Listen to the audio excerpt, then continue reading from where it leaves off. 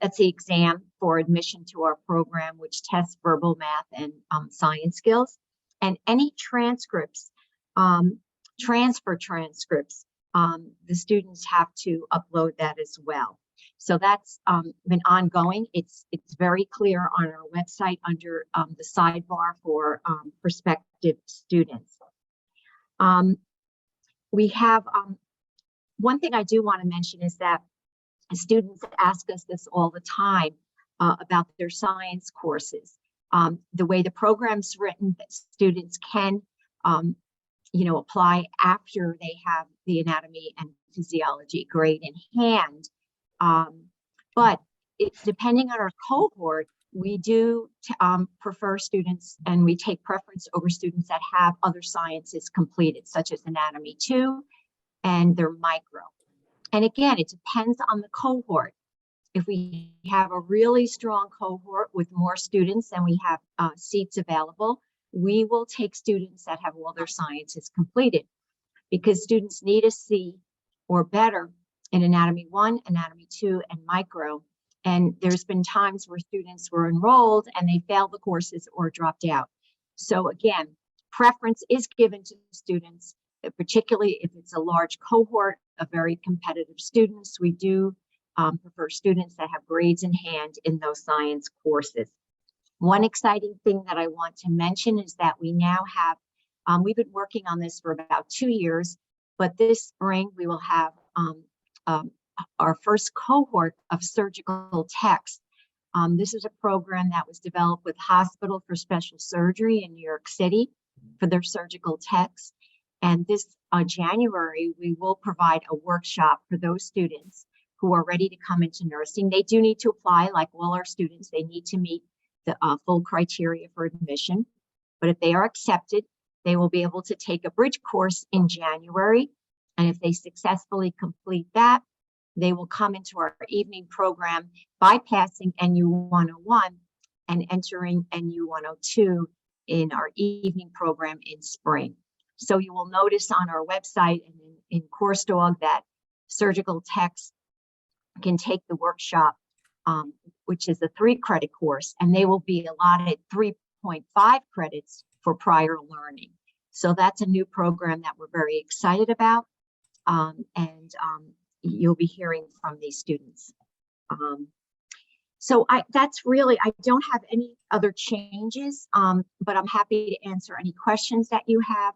Again, we really try to keep our website updated, and sometimes I know I speak with you and sometimes you say the wording is confusing or students are not sure. Again, I think one of the important messages is that admission to our program is competitive, and it really depends on the cohort of students. Students may have a 3.0, they may have a fairly strong tax. Sorry to disturb you, Monica. I'm trying to sign. Oh, if there's a lot of students applying, we will try to take the strongest students and the students that have all their sciences completed. So I don't know if that was a question, Monica, but I'm here if you have any other questions. I have a question. Sure. Who am I speaking to? I'm sorry, Andre Coombs from Academy Advisement. How are you? Hi, Andre. Okay. Yes, I know many years ago you had a summer program for the clinicals, and I'm just curious, will that ever be revisited? Yeah, that was quite a number of years ago, Andre. Many, yes. Many. Yeah, it was a long time ago. And we actually ran those summer courses because we had a lot of students that were repeating. Students are allowed to repeat one clinical course, and we had a lot of students that were repeating, and we did not have the capacity to take them in the fall and spring.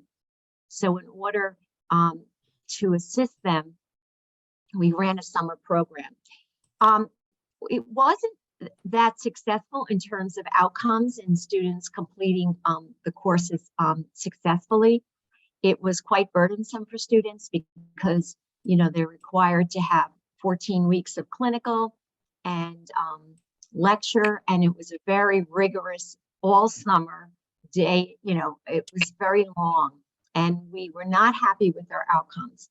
But with that said, we're always looking at our possibilities for expanding our numbers. There's a lot of pressure on us to expand our program. What holds us back are clinical placements, faculty,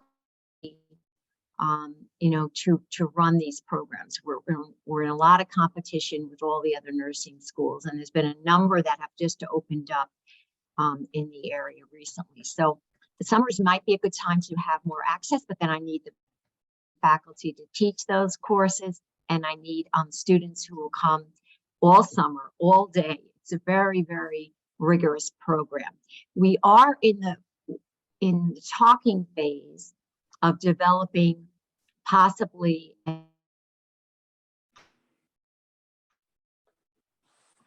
She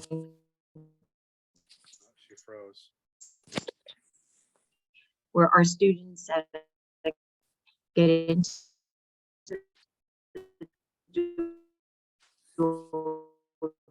joy go You're cutting out. I think you have a bad connection. I don't know if you can hear me.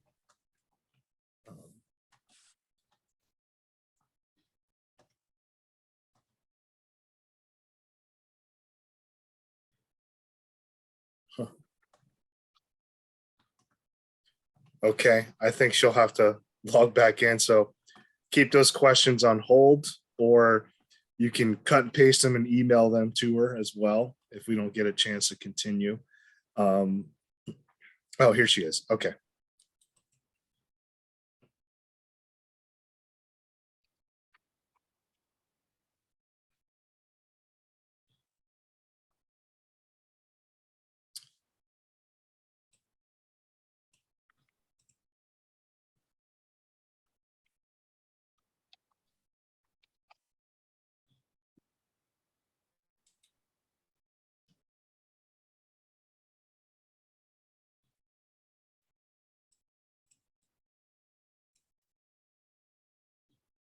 Technical difficulties. Okay.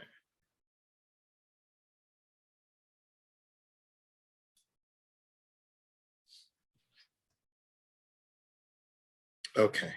Wow, I just got kicked off. I don't know what happened, but all of a sudden, Okay. Are you there? So- Everything okay? yeah. Can you hear? Can you hear me now? Yes. Sorry, I just I had interrupted connection here. I'm on campus, but so I'm not sure about that. I have students. Can you hear me? My Yeah, internet's not stable. it's cutting out. We do have a couple questions in the because we lost track of that last question. Whoever asked, if you want to ask it again. If not, we have a couple in the chat that we can go over. So, Yeah. okay, so we have, will these surgical tech students be coded in CUNY first? Chat, but you can ask. Okay. Looks like there's a major connection issue here. And she froze again. So we can get back as soon as she sorts that out, we can get back to her. Because we do have extra time. Are you still there, Professor Mendez? Can you hear me? Yes, I am. Yes. Can you hear? Yeah, it keeps timing out. It's not sure. I think it's the connection. Yes, if you turn off your camera, it helps with the connection. Okay, Yeah. let me try. Okay, is that better? Yes, much better. I think it Okay, was great. the video feed was. All right, so we went back. So let's go back. Surgical tech students, will they be labeled in CUNY first? Yes, I believe so. And Michael, you can probably assist me with this, but yes, they should be, because they're going to have credit for their prior learning and credit for the bridge course. Yeah, they would. you'd be able to find them that way. We could probably do a student group as well. Why don't we reach out to the registrar and see if we can set that up? We Can do help. that for our dual joint students. They have a separate code, so I would imagine the Right. surgical techs as well. Yeah, we Thank just you. have to ask the registrar to set it up for us. No problem. Andre, Yeah. I know you had asked about the summer. Did that answer your question? So we don't have it now. We didn't have great outcomes, but it's something that, you know, we would consider. Okay, yes, you did answer the question. Okay. Thank you. Thank you. Okay, great. One more for you. How do students sign up for the EPACS exam? And can they still take it and be able to apply for spring 23? Yes, it's the link is on our website, and that's how they would sign up for it. There actually are tutorials listed there as well. They just need to be cognizant of our applications and complete it by the time the application window closes. So the applications are being accepted October 11th through October 21st. So when they submit their application during that time period, they need to upload their results from the PACS exam. So they should take the exam before that time period elapses. Okay. Any other questions? That's all we had in the chat. Okay, thank you so much. All right. Thanks, everyone. Awesome. Thank you again. Take care. Okay, next up is Dr. Malloy from English.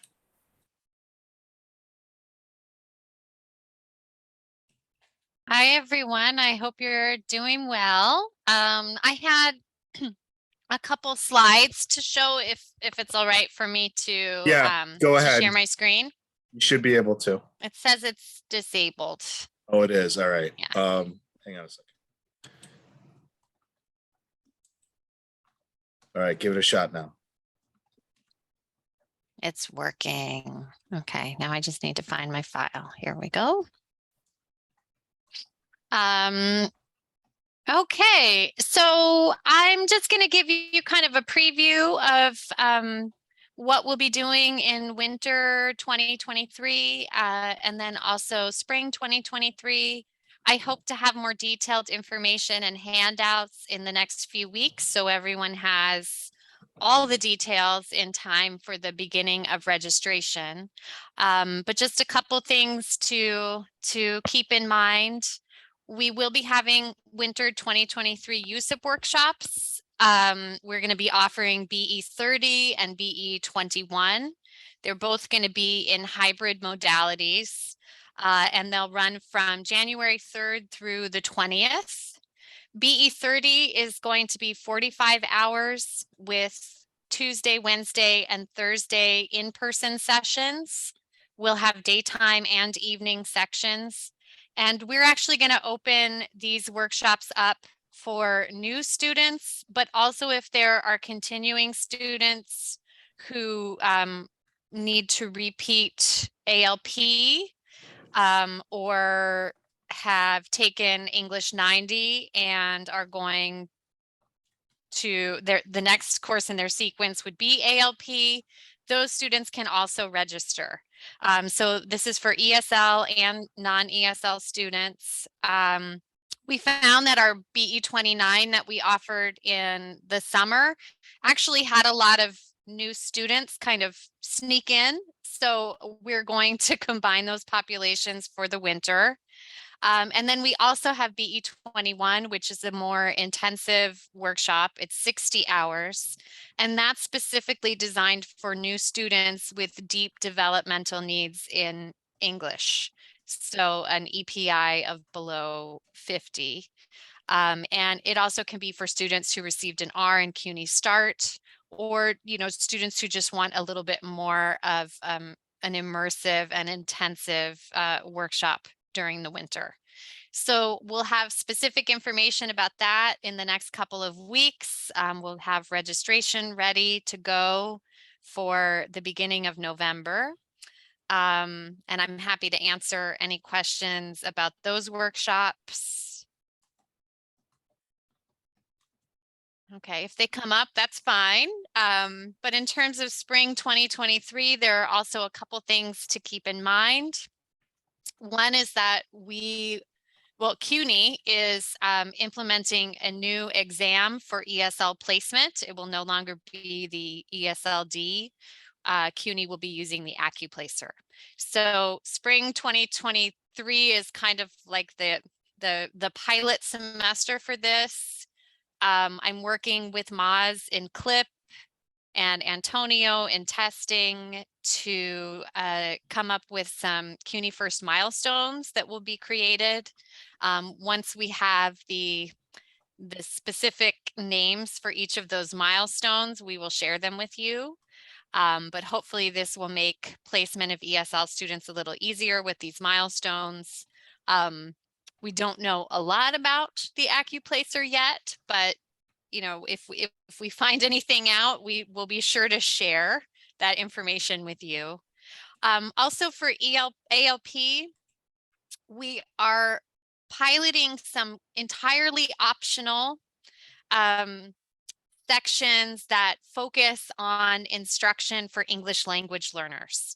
So there will be a note in CUNY First for these sections. They'll also be coded EL to distinguish from the other ALP sections. And again, these are completely optional.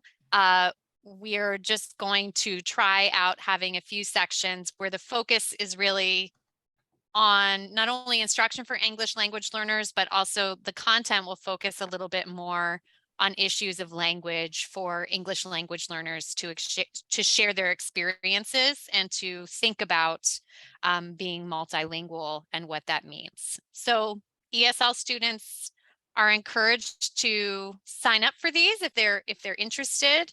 If not, they can take the other ALP sections, but also any students who see the description of this and think, oh, that might be interesting, they're more than welcome to register as well.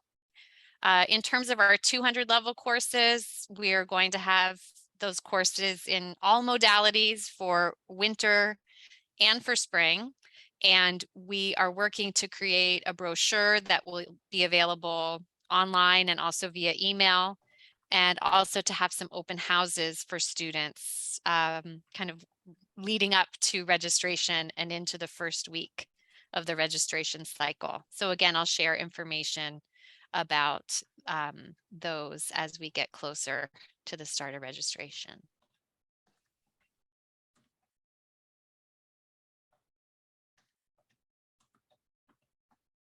Any questions? That's kind of all I have. We're keeping to what we have for the most part.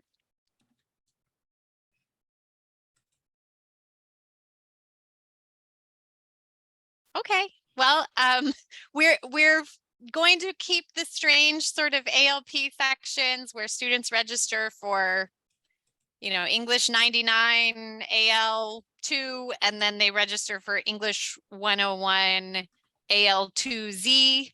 You know, I think most advisors have a pretty good sense of how that works, but if you have any questions, please let me know. I did have to do some shifting of some students leading up to the fall semester. So I do check the rosters and everything. I know students can switch once they're registered, which can cause an issue. But yeah, I mean, I think we'll be keeping things mostly the same.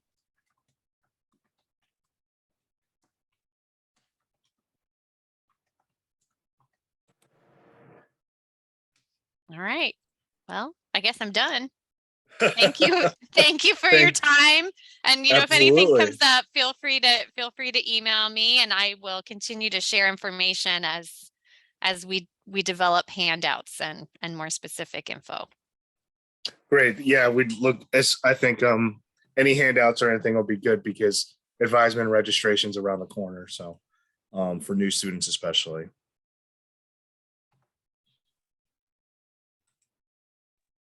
All right. Well, have a good day. Okay.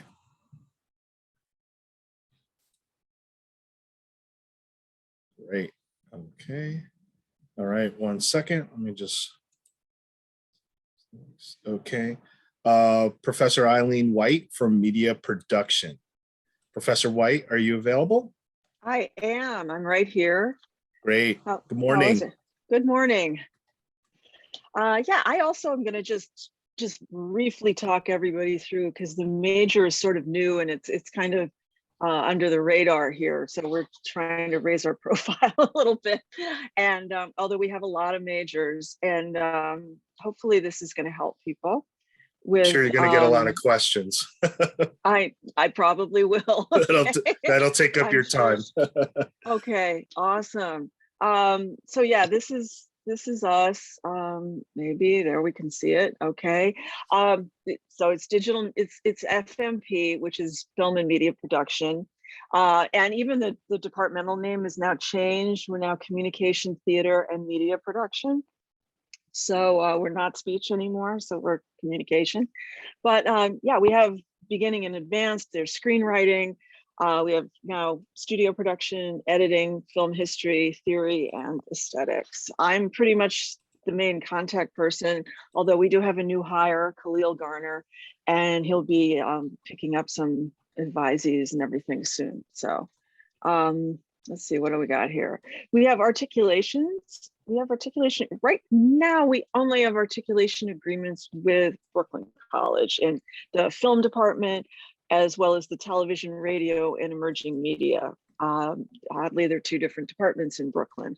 We're working on getting City College because I seem to have a lot of students that are moving into City College. So there's a lot of, I have a lot of students going to 4-year. We have, pretty good retention with that. We also have a number of students participating in this program, which is the film and media, it's Media Makers. And what they do is they have industry partnerships and they place students and they train students for internships, which is really fantastic. And we've had several students going on to work for feature films for this. So, we have, it's really wonderful. A lot of great stuff is happening. As far as like what I always tell people is that, the job outlook is actually kind of amazing for film and media production because it's not just being a director, it's also, there's a bunch of below the line jobs. They're all good union jobs and you don't always see them and you don't always stay for the credits, but they exist. So it's actually great. So we have a lot of opportunities. I mean, even for, somebody who's a business major, it's, you need production accountants. So, and these are just the classes. I think there's a handout. I believe we're block scheduling these days. I've been on sabbatical, so it's like my first semester back from sabbatical. So I'm like, I think we're block scheduling now. Yes, we are. Yes, okay, so yay. So great. And that's, and honestly, so we're block scheduling, so you don't really need to know the classes. But so anyway, that's really just kind of the brief walkthrough of the major.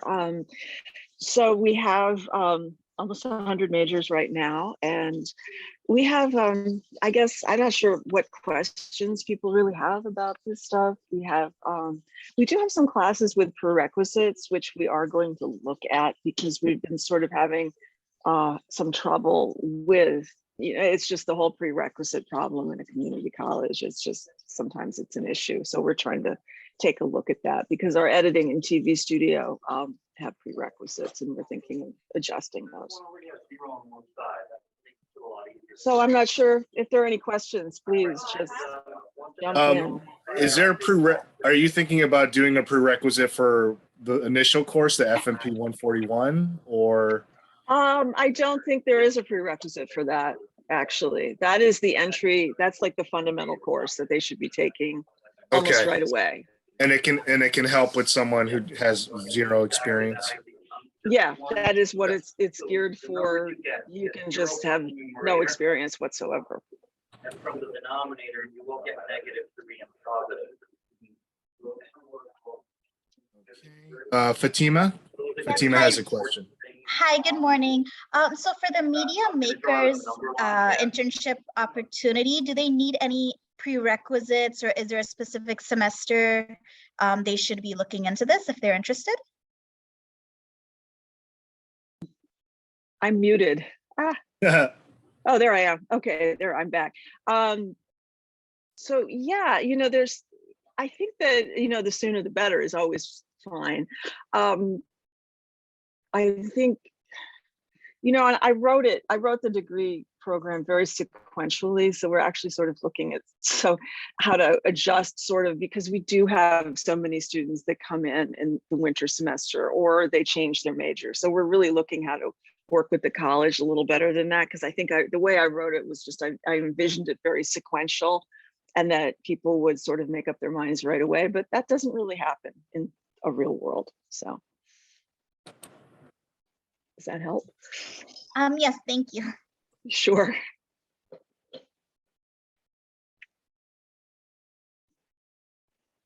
Any other questions?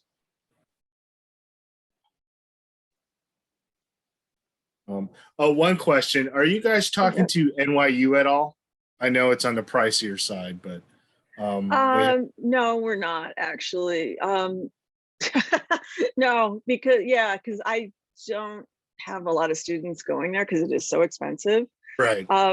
I'd really, what we're thinking of doing also is, I think we also want to sort of get a more career-oriented track going. We could actually have sort of two tracks, really, one being for transfer to a 4-year and the other really being so that we can have them graduate and work in careers. So because you don't often need, NYU, I kind of tell my students not to do that until graduate school. Okay. Yeah, I'm like, spend the money on graduate school. Yeah. I mean, at the end of the day, it's their choice. Yeah, and I have more students, honestly, that are going to, they look at, the big choices seem to be City and Queens and Brooklyn, of course. Those seem to be the big ones that they transfer to. I have once in a blue moon, I get somebody going to Adelphi. Yeah, looks like a lot of, okay. Yeah, Brooklyn is very good. I actually know the film program there very well at Brooklyn. So they love me there. So they're like, and they love our students actually, because I really have had quite a few students in several cohorts at Brooklyn College that graduated in film. So when a student asks, like, career path, and I know you mentioned something about careers, and that they exist. Yeah. What would you say, when a student asks, like, what could we say to a student when they ask us, career path? For me, I would think, the media production, creating the content, obviously behind the scenes with the camera work. Right. There's the communication. Well, there's camera, there's lights, there's props, there's set decor, there's producers, there's associate producers, there's social media people. I mean, it's kind of just, it kind of goes all over the place, from people that that carry things up the stairs to the people that create content. It's all across the board. And I think that's why we also want to get some more career oriented stuff going, because there is a way that students can graduate with a 2-year, with a community college degree and go into very good union jobs that pay extremely well, that like set props or even editing or even just driving the truck, that the gaffers, all of those are great union jobs that pay a very good wage that you do not need a 4-year degree for. Great. Good so it's to kind know. of got something for everyone. New York Film Academy has actually sort of a problematic accreditation issue. So I've actually kind of stayed away from New York Film Academy, because I know that I used to judge for the student Oscars in the New York region for years and years and years. And actually they didn't even qualify. Their students didn't even qualify because there's a weird accreditation problem that they have. And I'm not sure if they've solved it, but yeah, again, so that's sort of why, yeah. They sound like a proprietary school, right? One of those Yeah, profits. kind of heard, yeah, it's definitely for profit. It's a lot of, I've just heard things that I probably, you don't need me to gossip about it, but sometime if you run into me in the cafeteria, we can gossip about it. Okay, I think Dean Pullen summed it up. Yeah. Yeah. Yeah. But, it's funny. I have students that have gone to SVA, and SVA is actually a for-profit school also. Right. Well, it depends on the institution, I guess. Yeah. If they can hold their accreditation, then I guess it does carry some weight. Exactly. So. Any questions for Professor White? Okay. All right. Well, Professor White, before we move on, thank you so much for your time and your contribution.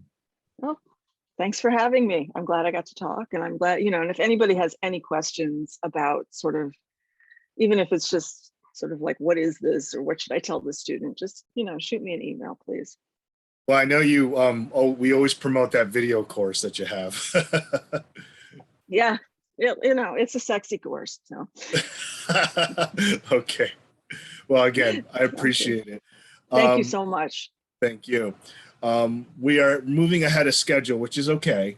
So that gives extra time for our next presenter, which is Chair Jimenez from Theater and Communications. How are you? I'm well. Is it really loud for you when I put my mic off? Not really. Okay. All right. Then I'm going to keep going. Yeah, no, you sound fine. All right. I'm at my house and they're doing work, and it happens to coincide exactly at the time I'm supposed to speak. Right. If you run into any connection issues like Professor Menendez from nursing did, you can just cut the video and then you should be okay. No worries. I just want to make sure it's not too loud and annoying. It should stop in a second. Just to piggyback on what Professor White was just saying, we talked about block scheduling. I just wanted to share. Can you all see my screen? Hold on. Let me do that again. Sure. Can you see that? No. There we go. Okay, now we can see it now. So this is the block scheduling that we will be working on for the FMP courses. Just so you know, Professor White hadn't had it yet. We're finalizing it soon to hopefully send it out to you right before registration, so that when advisors are advising film students, media production students into their classes, you'll have this for first semester and second semester students. So, and we've been calling it cohort scheduling rather than block, but whatever is easier for you. So we will be sending this out. So the FMP 141 for first semester will be on Mondays.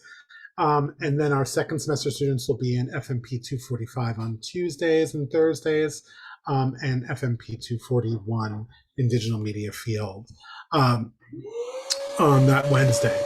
So, and as you can see, anything that is highlighted are our required courses, and those our media production majors must go into. Anything that is not highlighted in the purple are considered recommended. So these are classes that we are in talks with each of the departments who are going to be reserving seats for our film and actually our theater majors, because I'll be talking a little bit about the theater program in one moment, but since we just finished with media production, I wanted to make sure that you saw the block scheduling here for that. Okay. I'm also going to share our screen of our theater major program. Okay, can you all see that? Good, I hope so. Okay. So, as you can see here, this is what we advise our students into. So, and as far as advisement, we know that you are the advisors, but we also, every theater major is granted a theater mentor from our faculty that mentor them into different programs, post-graduation, internships, and also advise them into classes, because our theater majors, a lot of them are involved in production. And production requires a lot of hours outside of the classroom, as we know, very similar to sports and stuff like that. So it's co-curricular attached to curricular. So many times we advise them we help mentor them and help guys to advise into courses where we feel like they will be successful and where they will have breaks throughout the day, because many times they will be leaving our theater at night around 10 p.m. And then have to, get to class in the morning. So we also really try to help them not take, an 8-10 in the morning class, so that this way they have time to recharge and be most successful. So as you can see here are are recommended, and I can send you this. There are some things that are recommended and some things that are required. As you can see here, it is required for our majors to take speech communication and introduction to theater. And we usually ask them to, we usually advise them into that and then end up putting them in the US and its diversity and creative expression bucket, which we change later, so that this way they are able to take more electives in theater. We also have, we recommend that they take Math 321 as opposed to 119. We found that our students are more successful in math in contemporary society as it applies more to them. Just as well as chemistry and the arts, we really recommend that our students take chemistry and the arts specifically so that they can apply it to their major. And we found more success in those. But of course, if there is affinity for astronomy or physics and they really want to take it, we go with that. But for the majority, these are usually our recommendations. And you'll see it continues over here all the way down. And the requirements for the major, when we talk about acting, is we have two tracks, two concentrations in the major. One is acting and one is a technical theater. So if they are an acting major, they would need to take TH 121. We also accept TH 120 many times for students who decide to change majors after the first semester. All of our students, regardless of track, have to take Acting 1, Stagecraft 1, Practicum, which is working on the production happening throughout the semesters, and then also TH 153. You're going to see it says TH 151 here. That class no longer exists, but if they were enrolled pre-fall 2020, you might see on their transcripts TH 151, and we will accept that as the TH 153. That was a course that was replaced with 153 towards easier transfer with our articulation agreements. So there, again, as I said, there's acting and technical theater for our different tracks. Our acting students would take Acting 2, and our technical theater students would take Stagecraft 2 to complete the concentration. And here we have all the different types of electives that are available for our theater majors.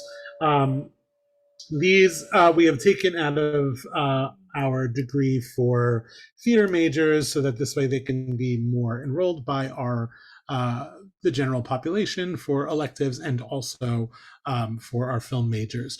But if they sometimes we will be able to make a substitution if we need, but we really would like our theater students to take these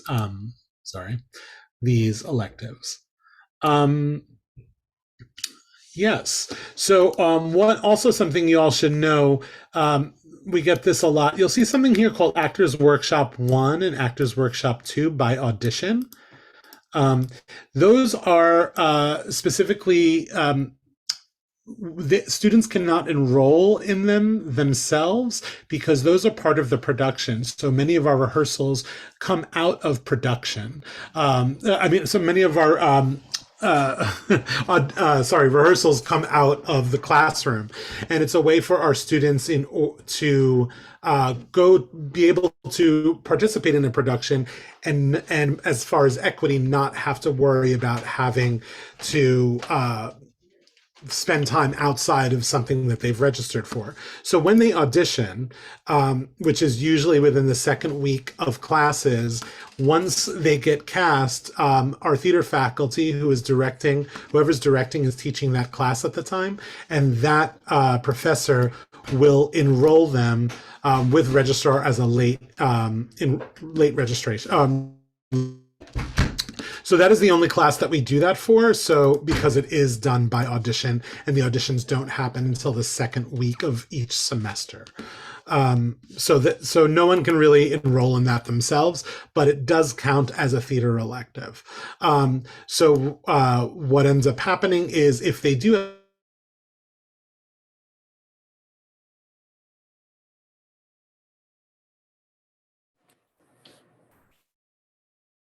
You might want to cut the video feed if you can hear me.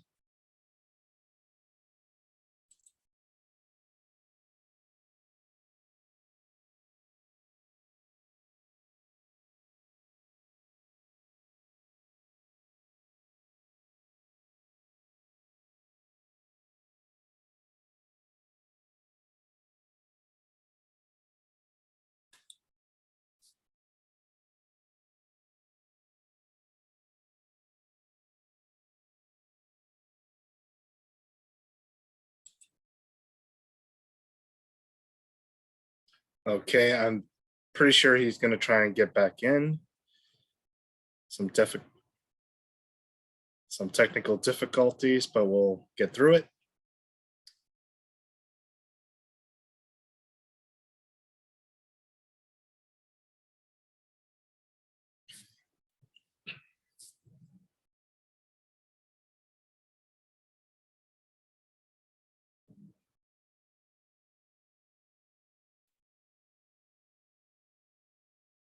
What we do know, and the advisors always ask me this, is that when is the block schedule coming out? So we know that's coming out. He just said that, so that's good.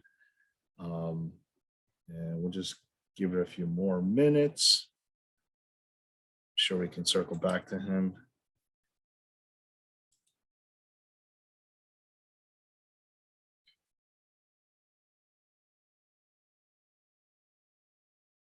Okay. Franca, could you jump in and while we wait for Professor Jimenez? Yes. Hey, Thank you. I'm back. Can you hear me? Okay. All right. How much was I talking and no one heard me? A good solid 2 or 3 minutes. Jesus. Okay. All right. So I think where you left off was at that grid you were talking about the electives, and then there was one course that does satisfy as a theater elective. I'm not exactly sure what course it was you were speaking about. So it was Actors Workshop. We have a course called Actors Workshop 1 and Actors Workshop 2. Students can take it twice. It's part of the production. So it's basically a late start class for us because we have auditions every semester for the production that we're doing in the second week of classes, so that students have time to prepare for those auditions and we can also help them. Once they are cast, then they are able to enroll. We are able to enroll them in the class. So the professor who is teaching the course, who is also the director of the production, will enroll them into the class for them. So that is not enrolled beforehand, but it counts as a theater elective. Am I still with you? I am. Okay. You're still here. Any questions? Any questions? And I can send both of those documents because I also will have the theater block scheduling for the cohort as well. Okay. We have a question from Matthew Conkle. Good morning. Morning. I'm not sure if I'm off base on this, but this is an oddball one. I had an architectural student who was interested in getting into set design instead as a major. Would this be a major they could get into for that purpose? Actually, definitely technical theater would be the track to go to. Yes, so they would take Stagecraft 1, Stagecraft 2.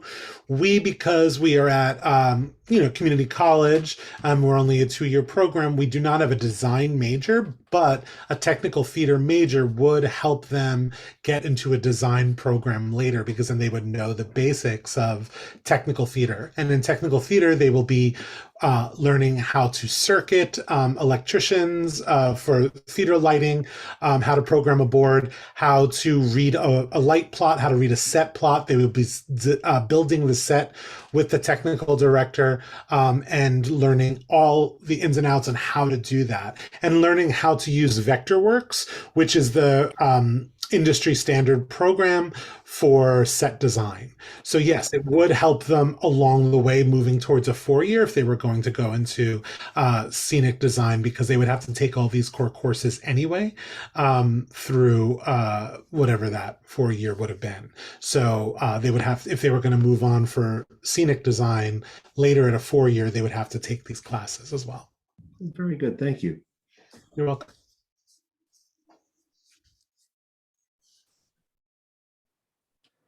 I think the biggest issue for new students coming in when it comes to selecting theater, they always forget to pick their concentration.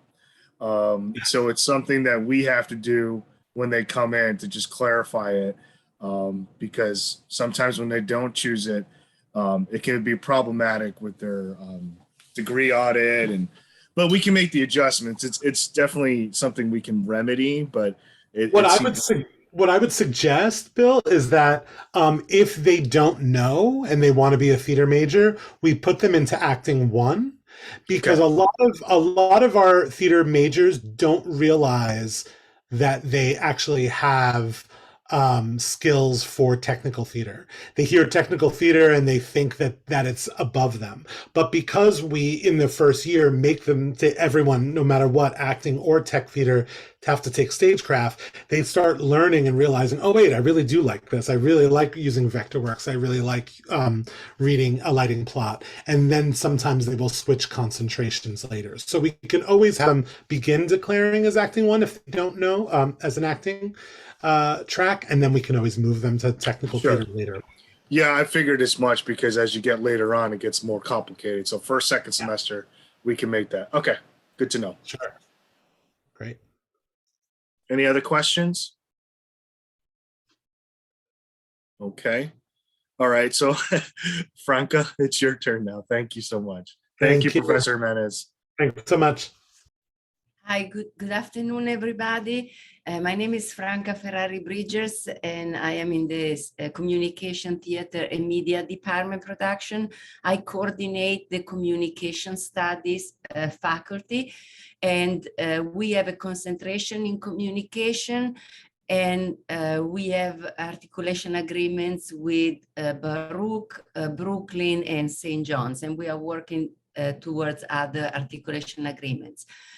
For the concentration, students will have to take 3 of the courses that we offer, but we offer 7 courses in communication. I go by number. The first course is SP 101. This is an introduction to communication studies. I just want to say that all our courses, with the exception of one, they are all common core courses, so they can use to also fulfill common core requirements for any degree. And so the first course is SP 101, Introduction to Communication Studies. This course is a survey course about the field of communication. And so through this course, students will learn whether they would like then to have a BA and a master in communication studies. But also this course offers students the opportunity to deliver a speech. And it's recommended for all the students who are afraid of taking SP 211, which is public speaking. Many of ESL students, meaning students speaking a foreign language as their main language, usually take SP 211 in their last semesters because they are afraid of public speaking. And it would be, if they have the opportunity to have this course in their coursework, it would be better for them to take SP 101 first and then SP 211. In this way, when they come to speech 211, they have an idea of what the course might require, and they will feel more comfortable. And also for ESL students, having SP 101 first and then SP 211 as a second course will give them 1 year to practice their oral skills. And by the end of speech 211, most likely they will be, you know, free of any fears and able to perform any type of presentation at work or in school. The second course is SP 211. We all know this course is a course required in many degree programs. And basically it teaches students how to write a formal speech and how to perform it using oral and verbal and non-verbal communication skills, and also train students to do some group presentations. Other class that we have SP 212, interpersonal communication. This course can be offered also as a writing intensive, and it's the only course in communication that has a co-requisite. Interpersonal communication teaches all the dynamics of one-to-one communication in different contexts, how to communicate with our family members, with our loved one, with our friends, with our co-workers, and also with people that we don't know. And it's all about the dynamics of one-to-one communication and all what does entail so that the communication is successful.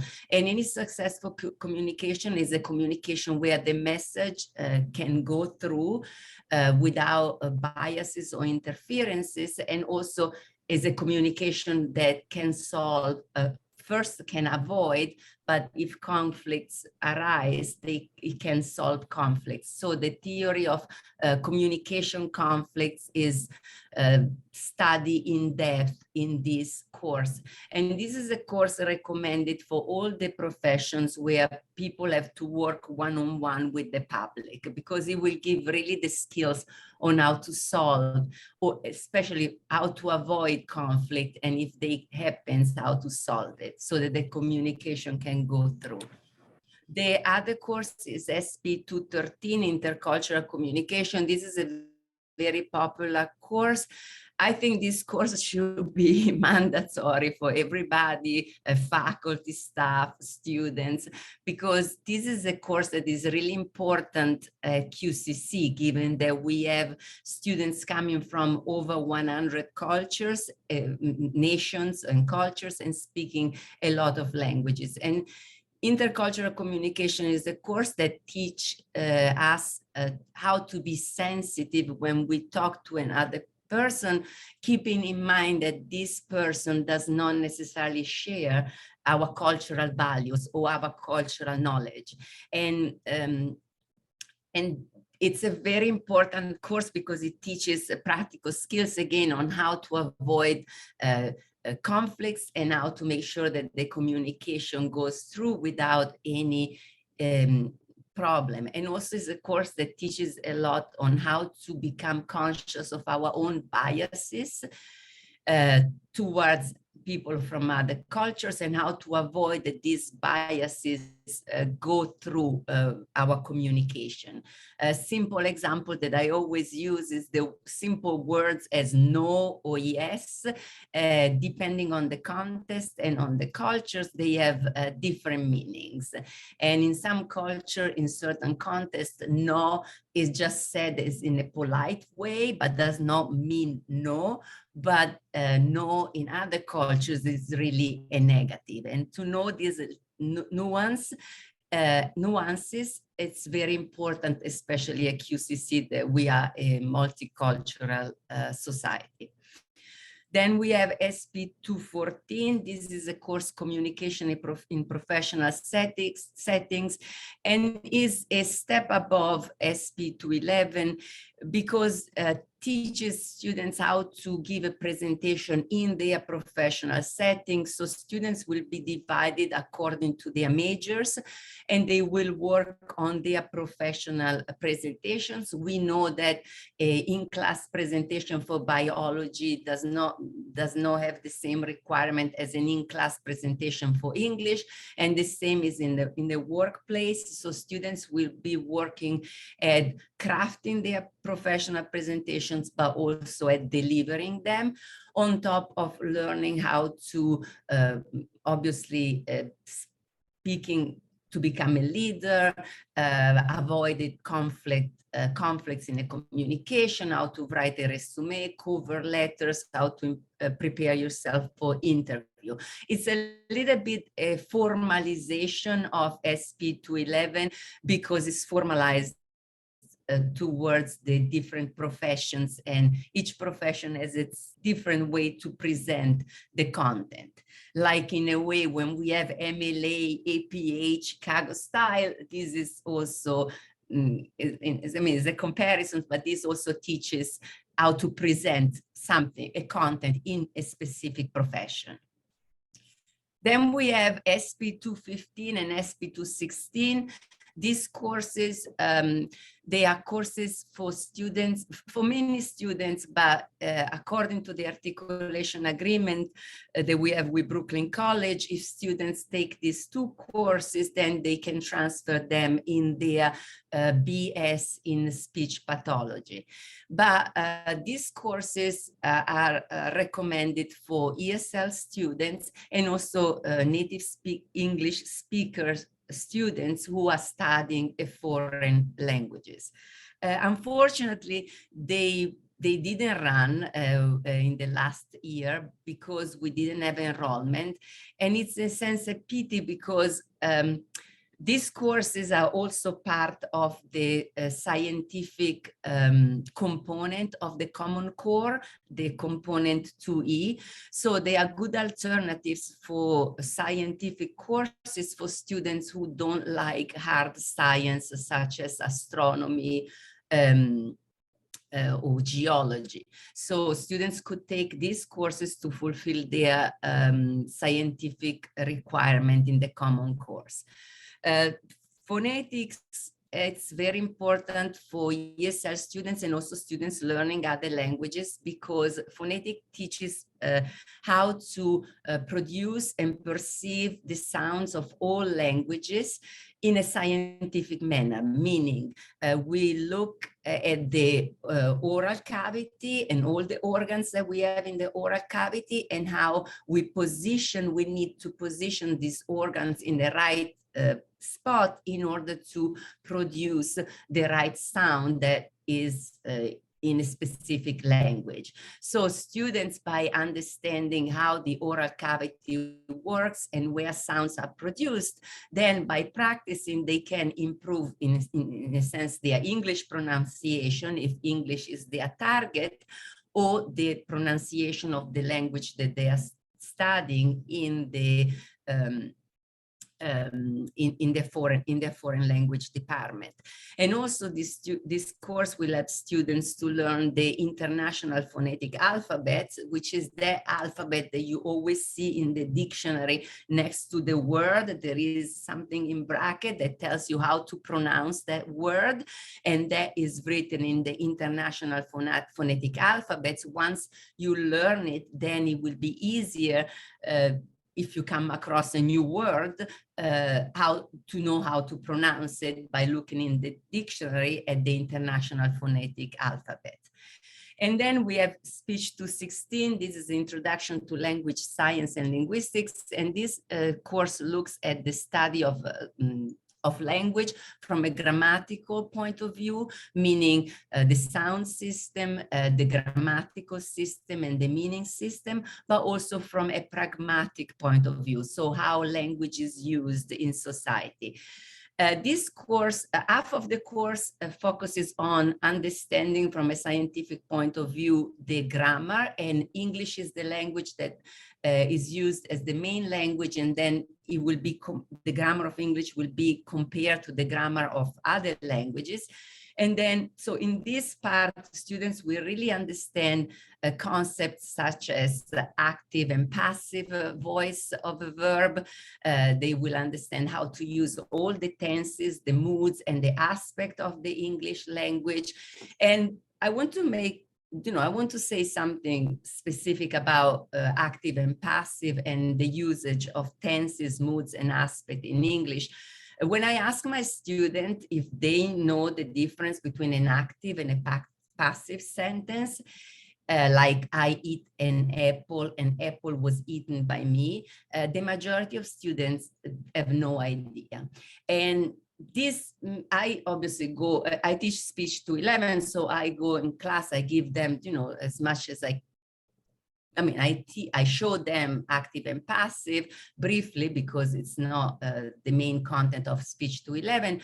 But what surprised me is that the fact that students don't know these differences inside their own grammar, which is the English grammar, makes difficult for them to read textbooks, college textbooks, because the language inside the college textbook not only make a large use of passive forms of the passive voice of the verbs, but also uses all the possible tenses, aspects, and moods of the English language. Now, if I don't know what is a passive sentence, when I read it on a textbook, obviously I might not understand it.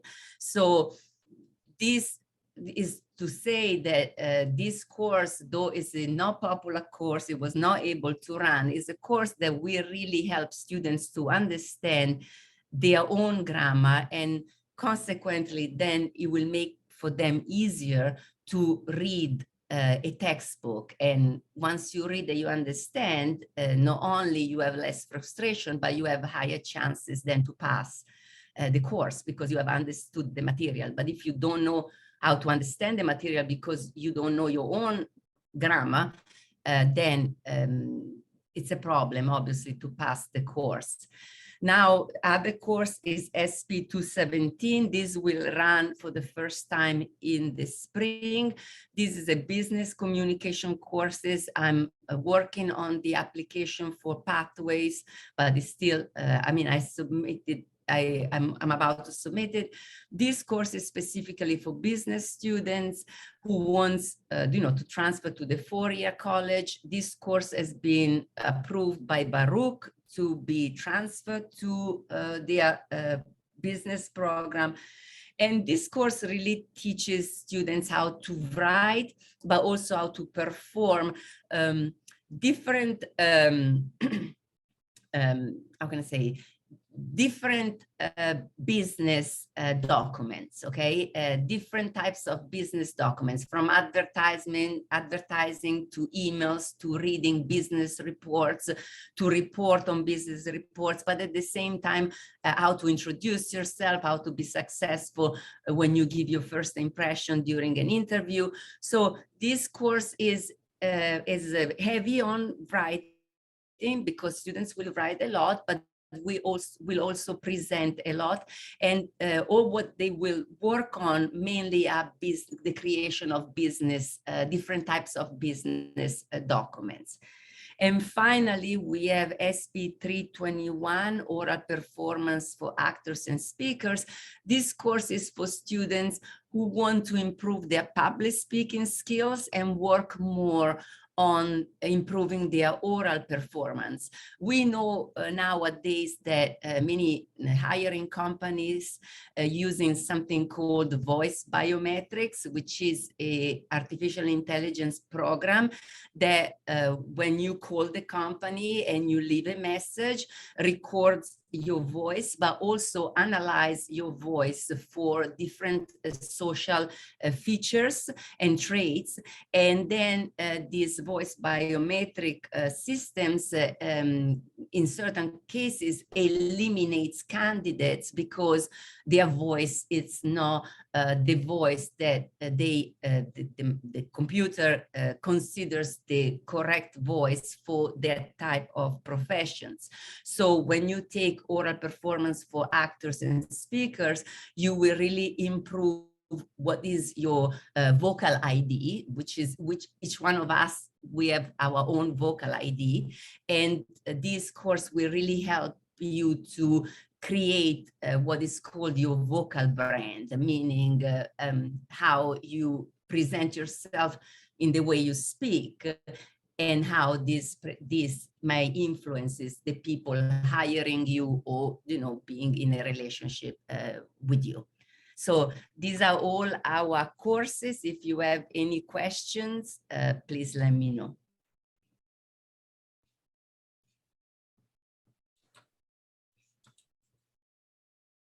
We have one question. Are SP 215 and SP 216 transferable to Queens College for their linguistics and speech pathology program? We never had an agreement with Queens College. Most likely they will be I mean, in theory, yes, because they have it, and so they should accept it, especially because a part of pathways. And so all the pathways course will transfer. Now, how the speech pathology department at Queens will accept this, I don't know, because we never had, we never contact them to do an articulation agreements. We had it in the past for one specific course, but we never talked to them. That's something that we plan to do. But we all know that Queens is always, Queens College is always the most difficult college to make articulation agreements with. But as a pathway course, they will transfer. Okay, and Dean Pullen, you had your hand up?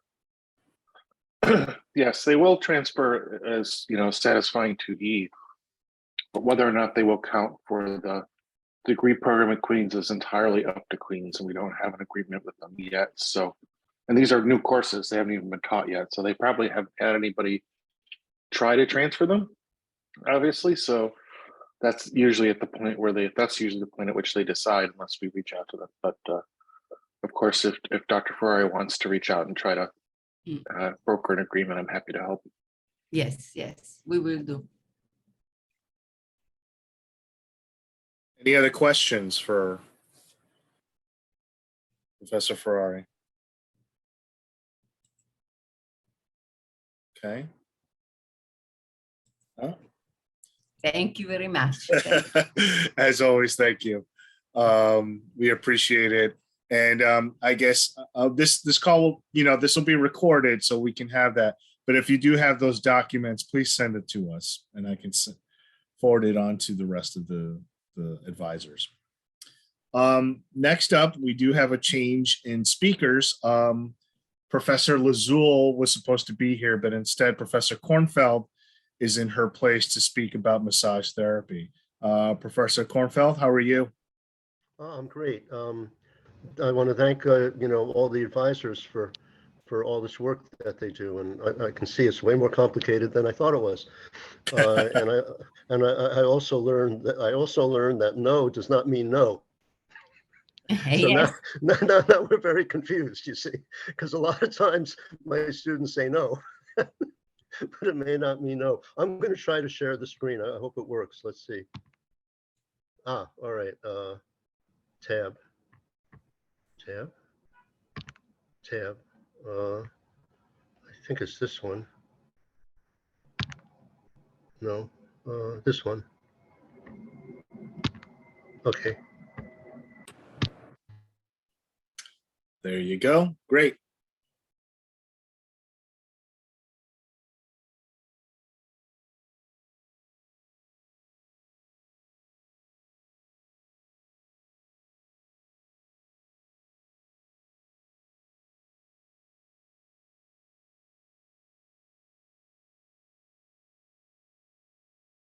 Sorry, Professor Kornfeld, you're muted at the moment.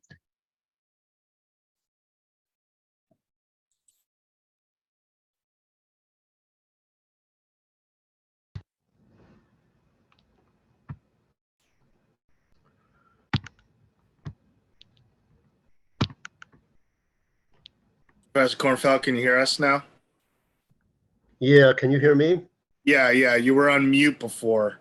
Okay, all right, great, thank you. Let me go back and try to share. I don't Yeah. usually use Zoom. Yeah, I'm not that great with the Zoom. I'm usually on other modes. Anyway, here, I apologize for that. And let's share the tab. And let's go to degree pathway and share. Okay, you're on mute still. So let's do a full screen share. When I'm going to share the tab, I'm getting muted. And I'm not sure why that's happening. Okay. Let's try to do it this way. Let's do the entire screen. And you can hear me now, right? Yep. Okay, great. So let's try to go up here now. And we'll try to navigate this way. And I'm gonna have to go back in here. That's fine. Yeah, okay, great. All right, so here's our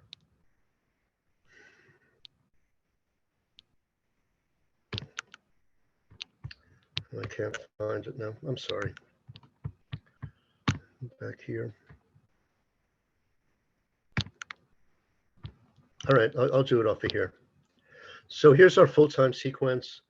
And once they get into the HAs, once they get into the HA, our courses are healing arts. And once they get into the HAs and the BIs is where we have to be careful, make sure that they're going to be able to move through.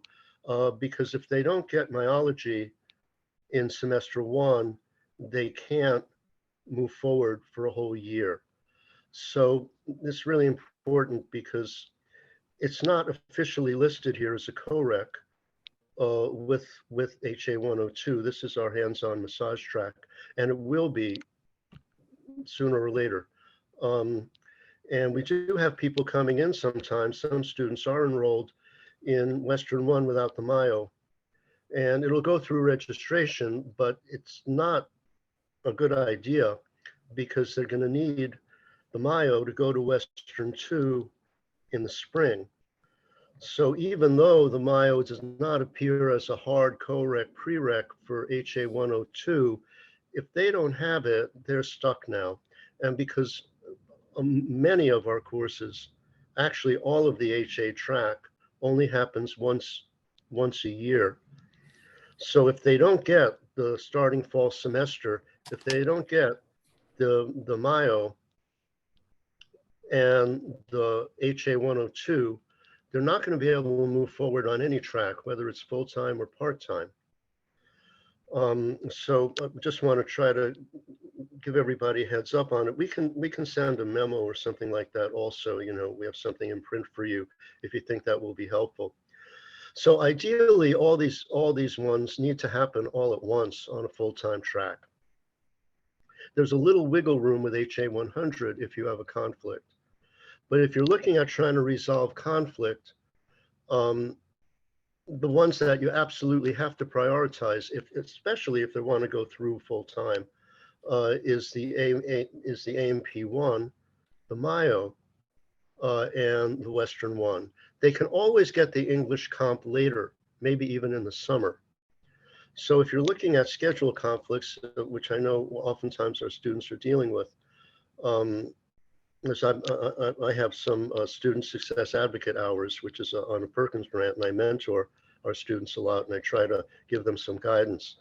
And so I know a lot of times this becomes an issue. So what is priority here? Mayo. Now AMP1, I think, is a hard link into Mayo. I'm not sure. This may be a hard co-rec, probably. So if they have to choose, if it's so tough with their schedule that they have to choose what they're going to do, you need to get the AMP1 in for them and the Mayo in for them. AMP1 can happen later in summer or intensive. Mayo is not going to show up again until next fall. And so they're going to lose a year. So anyway, this is our full-time track. And a lot of them already have the English comp. So again, if you're looking at conflicts, the English comps can wait if they have to, and they may be able to grab them in the summer. The AMP2 can't wait. The Kinesio can't wait because they can't go to Western 3 without it, and it only happens in the spring. We don't control the bio track. The bio department runs their track, and so this is the reality we deal with. Okay, so just a few things on priorities. The same for neurophysiology. The only bio course that they could possibly catch in summer or maybe in a winter intensive is the AMP 1 and 2. The AMP 1s and 2s fill up. What we like to ask is that when you advise students who are majors who are in this track now, they're entering the HA track. They've completed their whatever core things or remedials they need. We really need to know that you have them. And we need to know that for a few reasons. So one of the things we'd like to talk about is whether it's possible when one of our majors comes to you and you're working with them with the HA1, the HA track and the BI track, whether you can let us know. And we encourage you to contact us, myself or Professor Lizul. We have one or two other success advocates who can also help you. If there's some confusion or any doubt, or somebody really needs to get into the Mayo and it's closed, because oftentimes we can work with bio, and they're very helpful this way. If there's any way that they can create an overload for us, they'll do it. And we can also create over tally in some of our classes, which you may not know. So we would love it if it became a basic procedure that when you have one of our majors and you're working with them, that you let us know right away who they are. The other reason for this is that we have to chase them for health clearance. So let me go back with the program and see if there's any questions that you may have about this. Now, this is our full-time track. Our part-time track could stretch out, 3 years, 4 years, but the prereq situation remains the same. So to move through the hands-on track, this is our hands-on track, Western 1, Eastern 1 and 2. To move through this track, they have to have had AMP 1 and 2. And then to advance further, they have to have AMP 2 and Kinesio to move into their third. And sometimes we can't do it, and sometimes they have to wait, and that's okay. Okay. All right, good. So if there is a way that we can know when you have our majors, also if you want to put them in cart and let us take a look at it before you officially enroll it, that's fine. We'd be fine with that. So we're getting some problems. We're getting students who are enrolled just in Western 1 without Mayo, and we had one 2 weeks ago, and she was told to call us and she never did. So if we know that you're working with our majors, now we have a second way to try to follow up with them. And I think it's excellent. I know that you currently are telling our majors to call us. When you get them and they're in this track, you're telling them to contact us, which is great. And also we need to make sure they get their handbook and they read their handbook. So I think a good protocol would be, okay, here's your handbook. It's probably online now. I'm not sure how you're delivering it. And please read the handbook and contact the massage therapy department. I can give you our 2 contacts or our 3 contacts. And so tell them, please read the handbook and please contact the program right away so we can get you started, because there's all kind of details. We got student uniform, and of course, the biggest of the details, the health clearance. And we have immense problems with the health clearance. And we have students who say, well, I didn't know. And, this doesn't mean you're not telling them, because the student says, oh, I didn't know. And, they show up in class, I didn't know. And 99% of the time, you have informed them of health clearance, but they still say, I don't know. So if we know that you started someone on our track that they're going to show up here. And if we know, we can start to follow up with them and chase them around. We almost lost a course because of health clearance. So we need a lot of help. And the more that you can remind our majors when they head into this track that they need their health clearance and they're going to be dropped if they don't have it. This is separate from the vaccine, as you know. And so this is a big deal. And once we know, if we know that you're working with someone, we can start to bother. I mean, we can start to follow up with them. Okay, so let's see. Oh yeah, one more thing. Once we're in here, once we're out of the English comp and the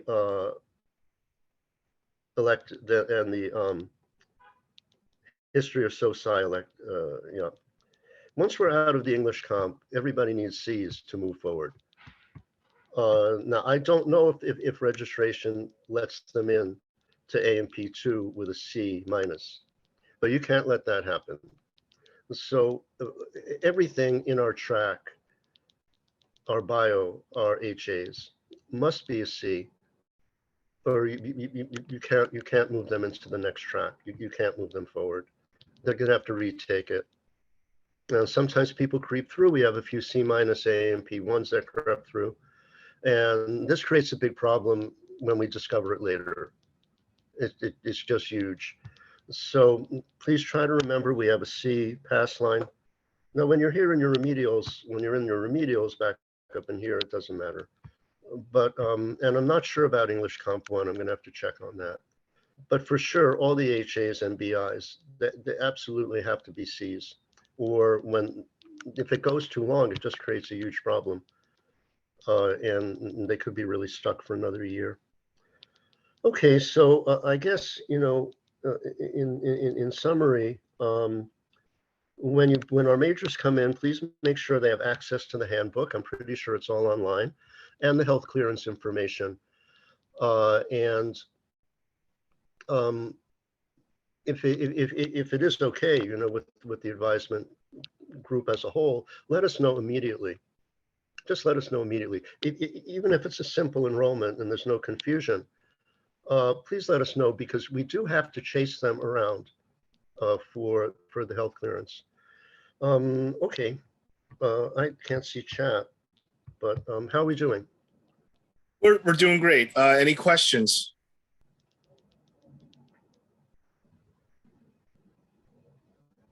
Okay. Okay, so what I would encourage. Well, I have a question. Yeah, sure. So HA 101, which is the first massage course, no, it's has confusing. A&P 1 must be completed with a grade of C or better. Correct. So students with C minuses shouldn't be getting into those courses. They should not. If that happens, you need to let someone in the registrar's office know so we can figure out why that's occurring. But Okay. definitely, nobody should be entering overrides for C minus grades at A&P. Okay, good. Now, see, HA 102 is a little confusing. HA 102 is actually the first massage course. And Okay, so let this me is, look we at have, that yeah, this is the Western track. And this one really will, as soon as we can manage it, this one will have the Bio 330 as a co-rec. It doesn't have it right now. Yeah, and No, that's right now, myology has A&P as a co-rec. Yeah, so eventually what's going to happen is all these three are going to have to get linked. And you know, it's just not in there right now. So it's possible, you know, given what they're going to let you, you know, do, it's very possible to bring them into the 102 without the Mayo, but now they're going to have a problem getting into HA, the HA 102, and we're going to stop it, even if it's not, even if you can register them, we're going to stop it, because we can't have them. They really shouldn't even be. It's really an error that's happening in what's happening with the registrar, and we're trying to solve it.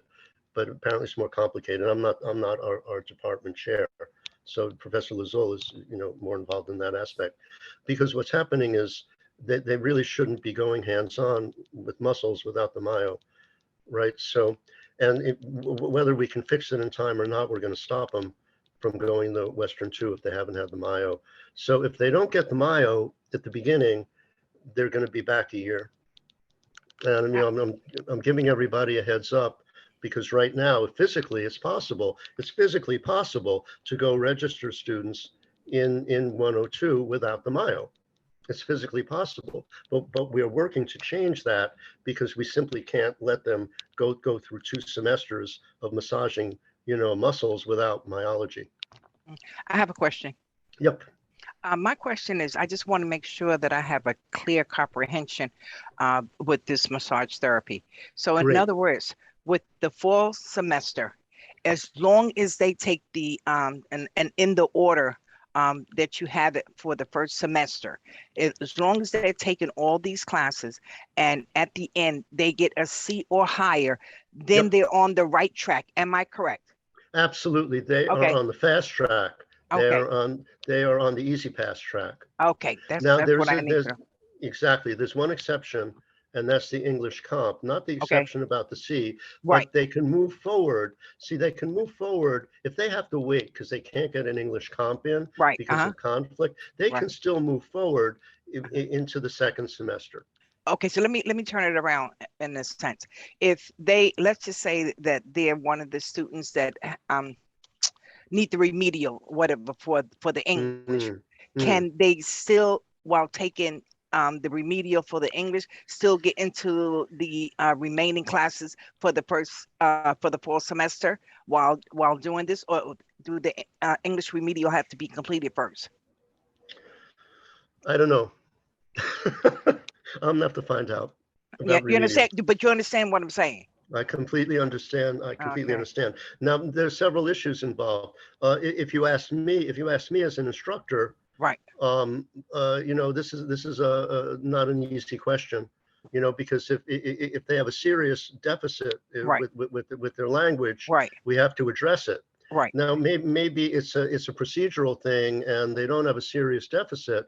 I would have no problem letting them move through, but there also may be a college policy in there somewhere in general about whether they have to finish remedials to start in a track. So what I'll do is this: if I can speak, if I can turn it around just a little bit so that maybe myself and you can have more clarity.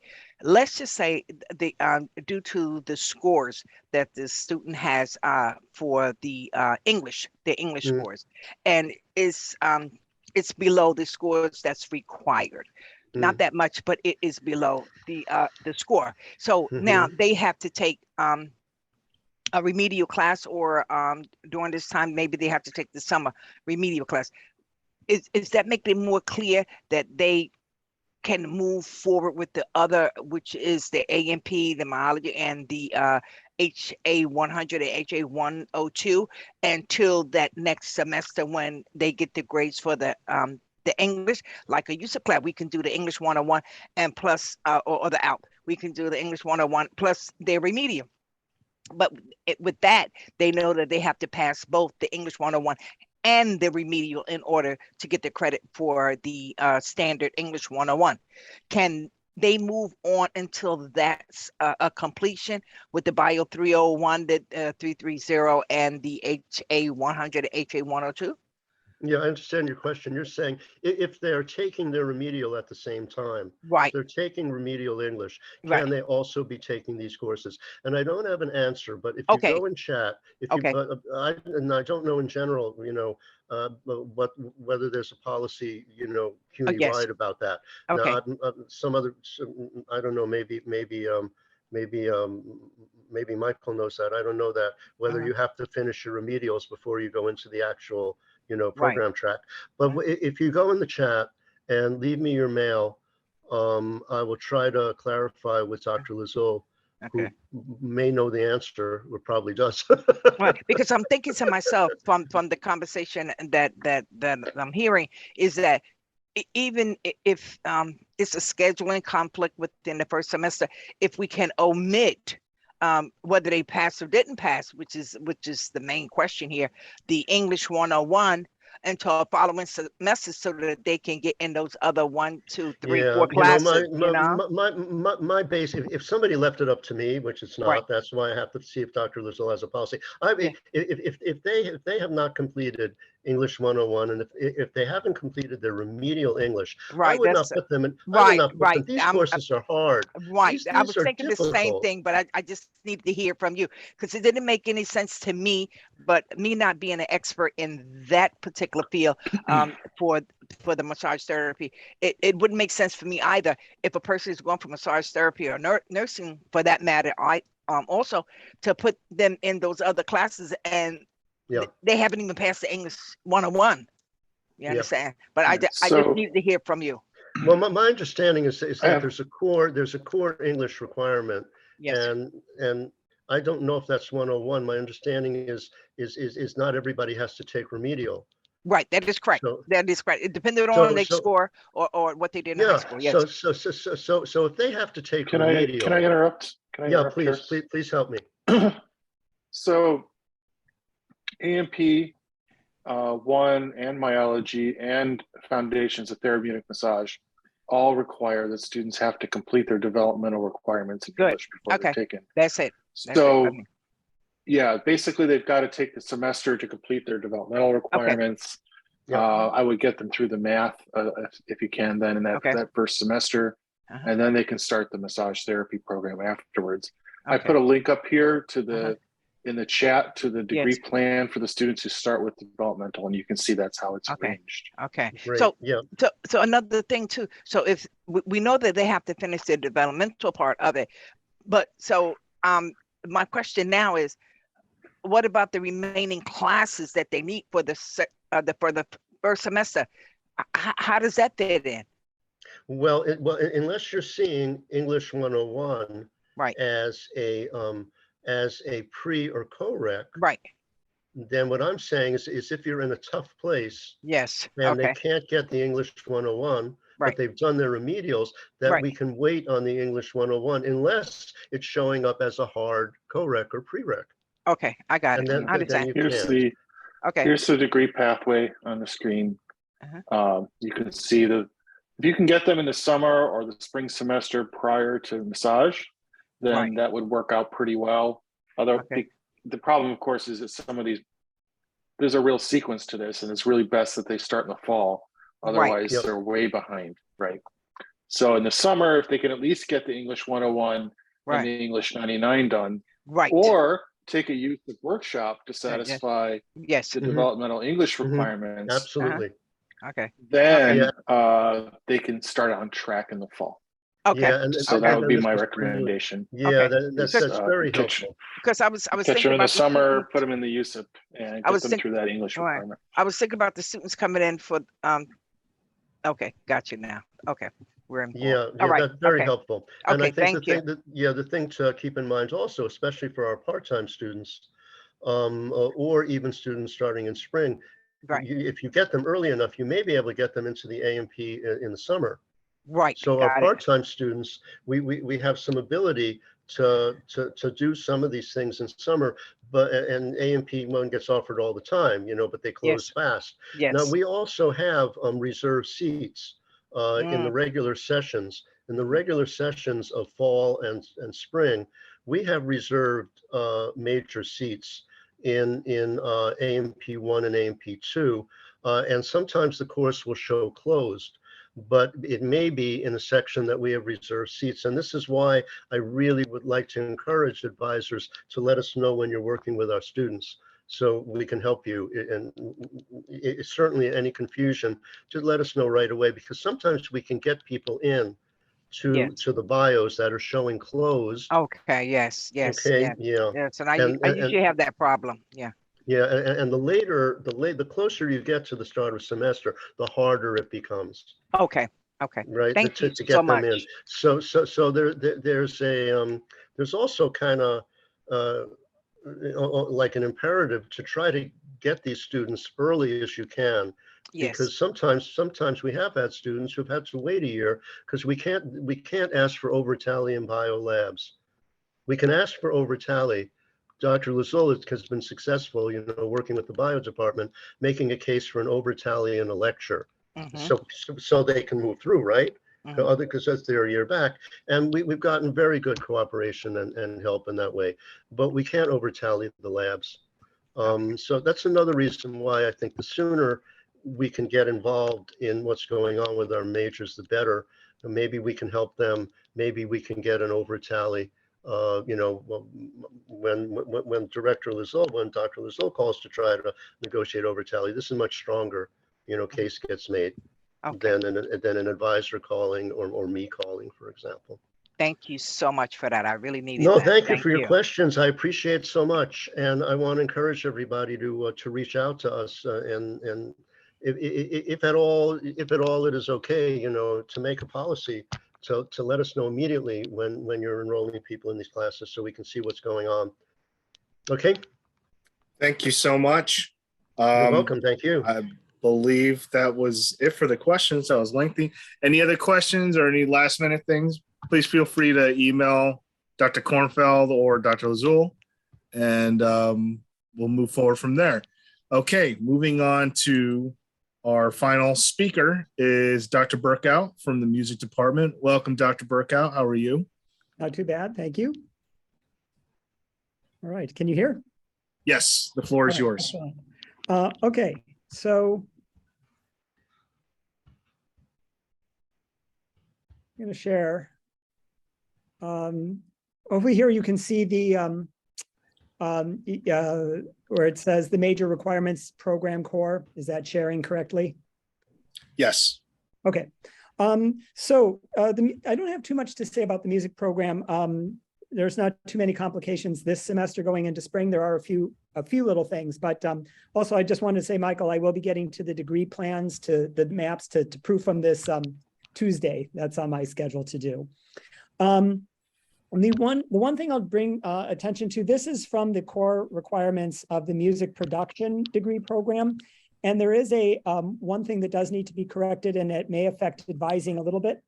And that is for our music production students. I know that the what always causes confusion is where should they be entering in terms of the musicianship and music theory sequencing, and what happens in the spring semester for them.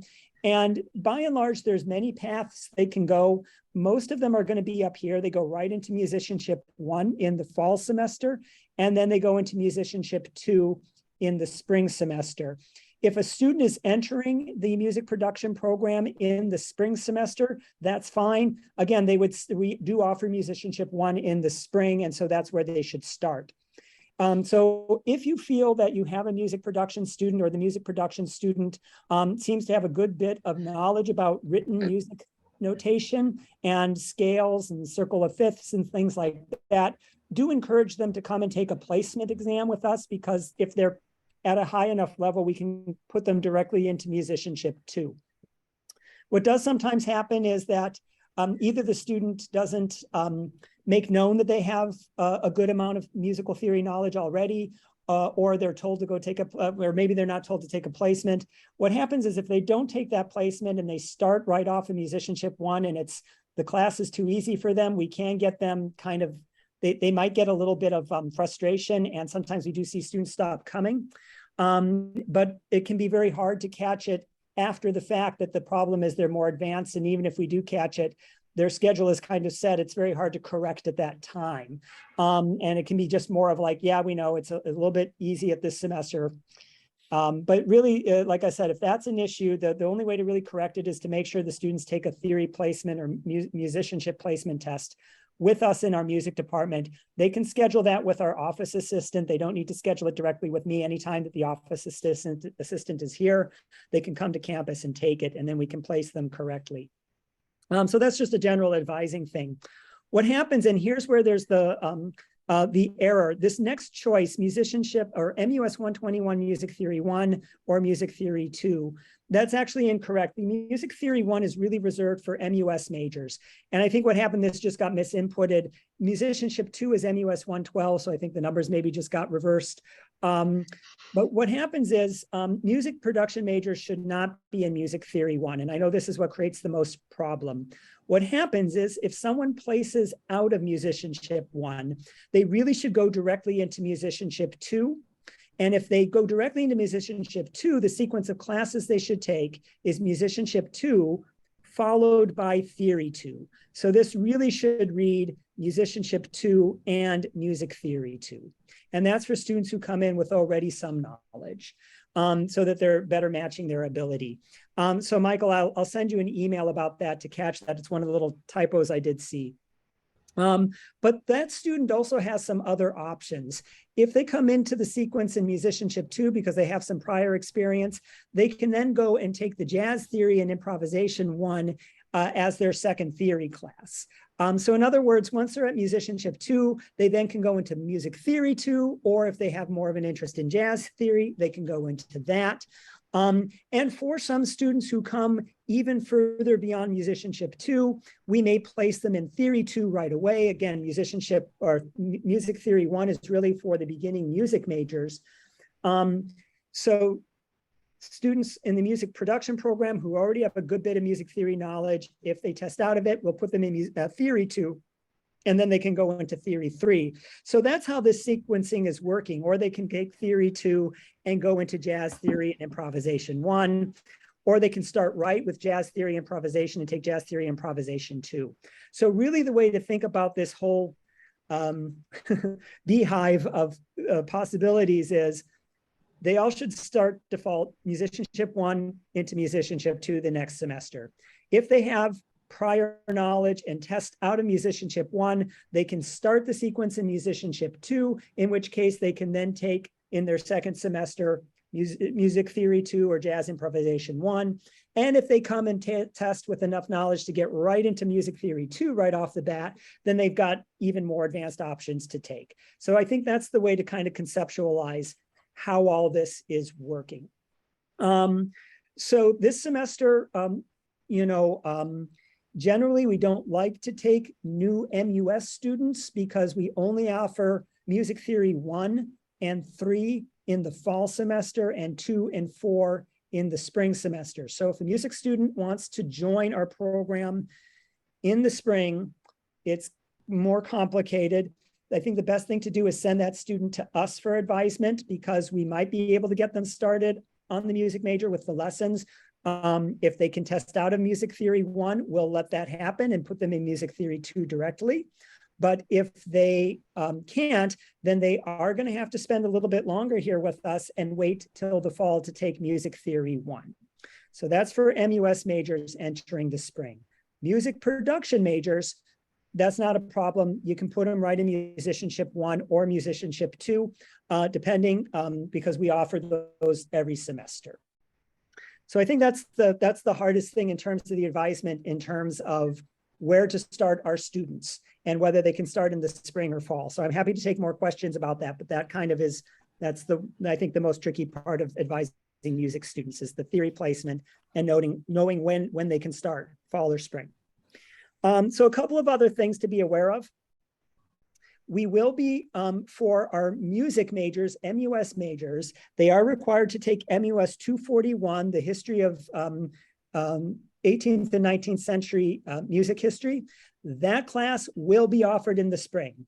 So if they're in their 4th semester as an MUS major, make sure that they register for MUS 241, provided they have passed the COREX. And they do have to make sure that their theory skills are advanced enough to be able to take that. So we do respect the COREX for that class, but it will be offered this spring. And students who are planning on graduating with an MUS degree after spring semester need to take that class. Another change on the music production side, and here I don't really need to share this anymore at this point, so it's not quite showing. Music production MP 102 has, beginning last fall, there's more COREX now for this class than there have been. MP 102, they need to also be enrolled in MUS 132, which is the piano keyboard class 2. and MUS, and they need to be in musicianship 2, MUS 112 or higher. Obviously, if they've passed out of musicianship 2, they can go in. The reason we're doing that is that class really is supposed to start utilizing the theory skills that they're learning and the keyboard skill that they're learning. And if they're not in those, if they haven't passed musicianship 1 and are taking musicianship 2, they're not going to have enough musicianship skills to really get out of the class what they're supposed to get out of it. And same with the keyboard skills. They really need to start using that class to start using their keyboard skills practically with the notations, with the software. And we found that a lot of students would be taking that class and not registering correctly in the sequence. They weren't registering for the keyboard class. They weren't registering for their second semester of musicianship, or they were taking it after not having passed the first musicianship. And it was causing a problem. And yes, they all need a C or better in their required classes to move on in the sequencing. And I know that can be frustrating for the students, but it's there for like every other reason. They have to know what they're doing, or they're going to be lost in these other classes. So yes. The other thing that I think we added that is new is that in the lessons for the going back to the MUS side for our music majors, as opposed to the music production majors, they do now need to be able to get a C in their lessons to move on in the next sequence. So if they don't get a C in individualist study in voice in their first semester, they're going to have to take individual voice 1 again until they get a C. So they are allowed to retake. It's just that, but they've got to get a C. Otherwise, they're not making enough progress to be considered at that second level of lessons. So the students do have to be aware of that. Other than that, I think that is the big issues. But I'm happy to take questions about things that you may be seeing on your end, or things that have caused confusion, or if I didn't say something as clearly as I wanted to, you can ask me for clarification. So, Dr. Burkow, I have a thank you. question. Oh, I go have ahead. one question. Go ahead, Edna. Will you be sending out, how should I say it? Like flow charts or what, for the sequence of these, of the program? I believe so. I mean, so Michael, like I said, I'm going to be proofing those tomorrow and sending you any changes that need to be made. Do those then, Michael, get sent on to the advisors, or should I, send them on directly to the advisors on my end? No, they get posted online. So as soon as we have the updates, I'll get the new version up online for everybody. Okay. Thank you. Thank you so much. And I'm seeing it says MP 206 and MP 27 do not require a C or better per the website. I'm trying to think. I think 206 and 207, that might be correct. Those might not. I think we may be changing some of the prereq language for 206. So follow what the catalog says. I know that we're looking at that one to change. 207, I'm actually not familiar with enough to know.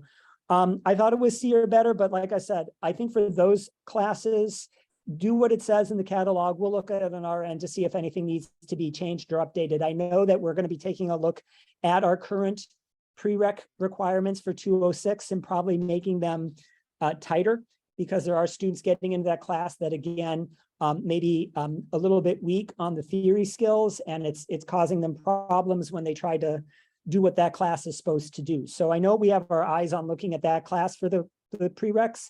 207, we haven't really had any real issues. So I would say for both of these, follow what's in the catalog, what's on, and I'll take a look at it. And like I said, we know 206 needs to be tightened up, but we haven't done it yet. And I don't think we've been having issues with 207. So we're not too worried about that. Okay. Just wanted to add something too.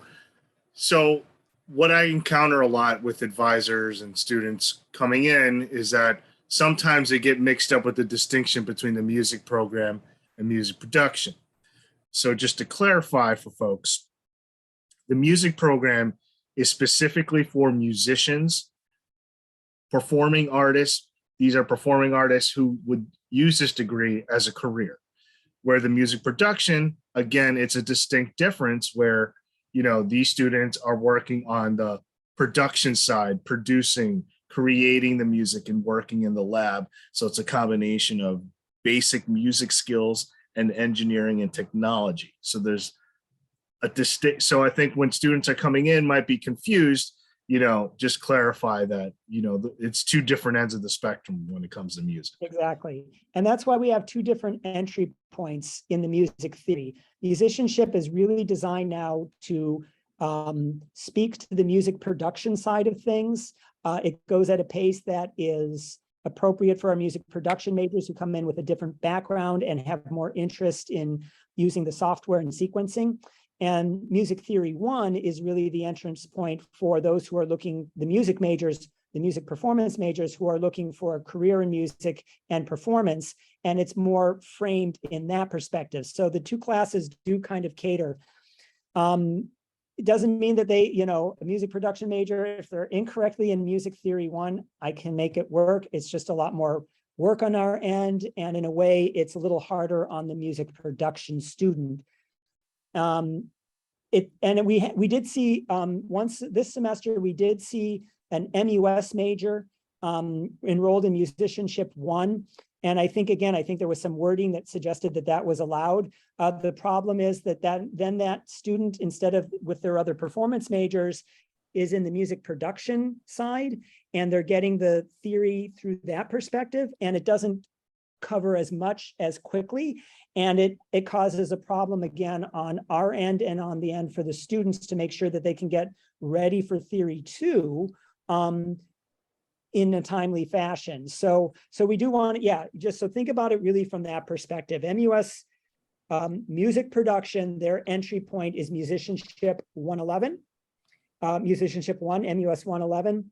And if they have some decent theory skills already under their belt, then they need to take a placement test, and then we'll appropriately put them in the right level where they need to be. And if they're in an MUS major, music major with the lessons and the performance bent, their entry point needs to be MUS 121 Theory 1, which doesn't get offered in the spring, which is why it's harder for a performance major to enter in the spring semester. And again, if that performance major has good background in music theory, they should take the placement, and it's possible that we would place them in Theory 2. It does create problems if the music production majors are starting off in Theory 1 and the MUS majors are starting off in Musicianship 1. We'll do what we can to make that work, particularly if they can't change their schedules, but it can be a problem for both us and for the student because they are slightly different curriculums. They don't match perfectly.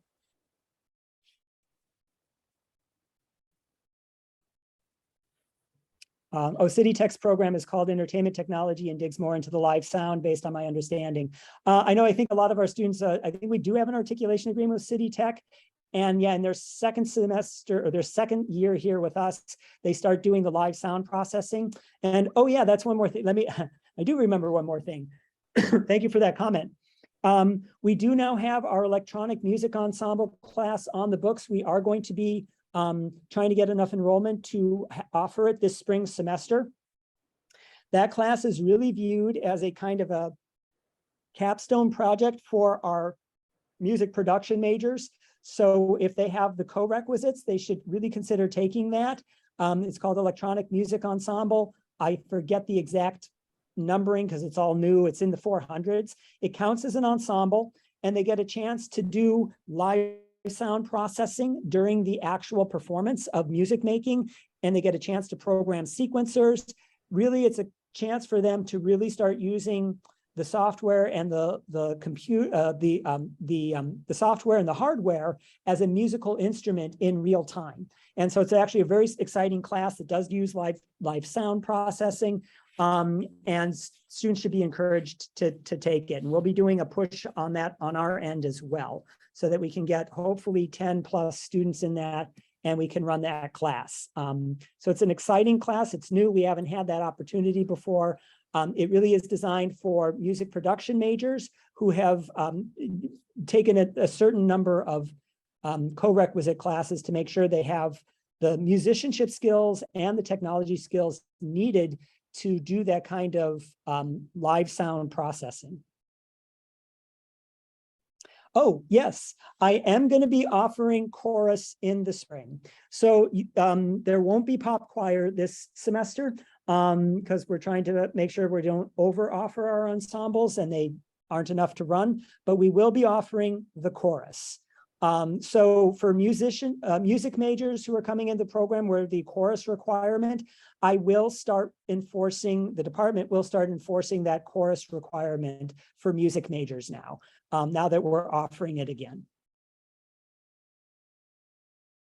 Again, for those music majors who have been in the program a couple semesters where the course wasn't offered, I will be making substitutions of other ensembles. But at this point, I think for those who entered in the fall, they probably, it's a good idea for them to start taking chorus. Dr. Burkow, Professor Kornfeld had asked if non-music majors can take 121.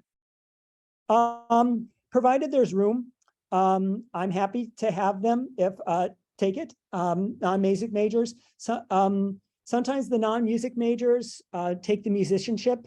They can succeed in either. It really depends on the student. Again, I think it has to do with their level of musical ability. If they're very, very new to music and are just really curious about it, maybe musicianship 1 is probably the better bet. But if they play an instrument, but they just don't know a lot about the theory, then they are welcome, but they can play an instrument and they've got a good already musical aptitude to themselves. They can take theory 1. That's fine. And they just need to know that it's a little bit faster paced, a little more demanding on the performance side of things than is the musicianship 1. So yeah, they're welcome to take that. Okay, great. Well, thank you, Dr. Burkow. We are at that time, and it's been another successful session. So I thank you all for joining us, and I hope it was eventful for all the advisors. So we will conclude the meeting. And if there's any questions in regard to music and VAPA, everyone knows they can email me as well, and I can always forward it on to the faculty. So again, everyone, thank you for your participation. Again, we will have another training on October 19th. Thank you and have a great day.